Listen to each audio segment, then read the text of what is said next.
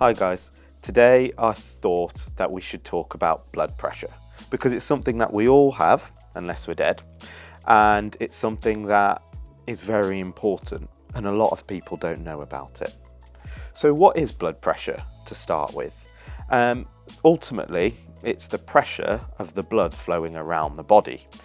Now, that's worked out by the amount of blood being pumped and by the amount that your heart beats in a minute. And then there's a few other factors like the resistance of your blood vessels and things like that all taken into account. But why is it important? Because a lot of people have high blood pressure without realizing. And high blood pressure can cause, it's a silent killer. It can cause heart attacks, it can cause strokes, it can cause heart failure, and even it's been linked to some forms of dementia as well. So it's very important to keep it under control.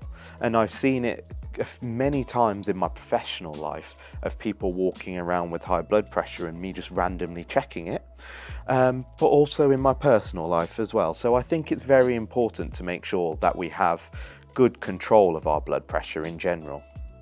It's really easy to check blood pressure, and you can do that by buying a machine. Now you can get them online, you can buy them from any chemist you would like, and they're all pretty much the exact same machines.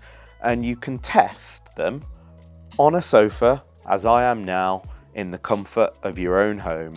And it's just a good device to have at home just to check what your blood pressure's doing. And they're very simple to use. So we put them on as such.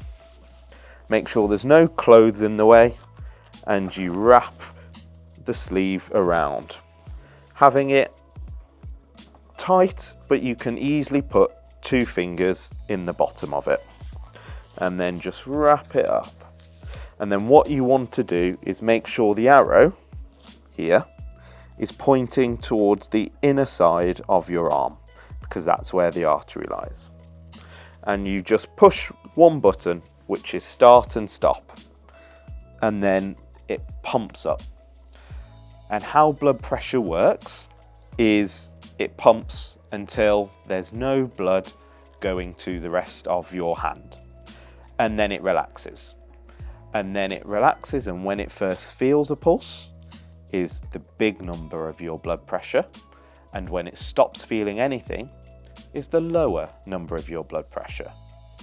Now, the best way to work this out, actually doing it, isn't like me talking in front of a camera. It will be sat on the sofa for at least 5 minutes, nice and relaxed. And that way you will get an accurate reading of what your blood pressure is generally like, not in a high stress situation where you've had a tough day at work or anything like that. I'm just waiting to see what this is saying for my blood pressure. And so my blood pressure's come out at 122/83. And that's a pretty normal blood pressure, which is good. What we will generally ask you to do is we ask you to take your blood pressure twice a day, in the morning and in the evening. We ask you to sit back and relax for 5 minutes first, and then you take your blood pressure. And you do that twice in the morning, twice in the evening, and jot down the lowest figure. So for this one, 122/83 is perfect. What we overall want is the average to be less than 135/85. And that is what we would call a good blood pressure. If it's higher than that, I would really suggest going to see your GP to discuss ways to lower your blood pressure.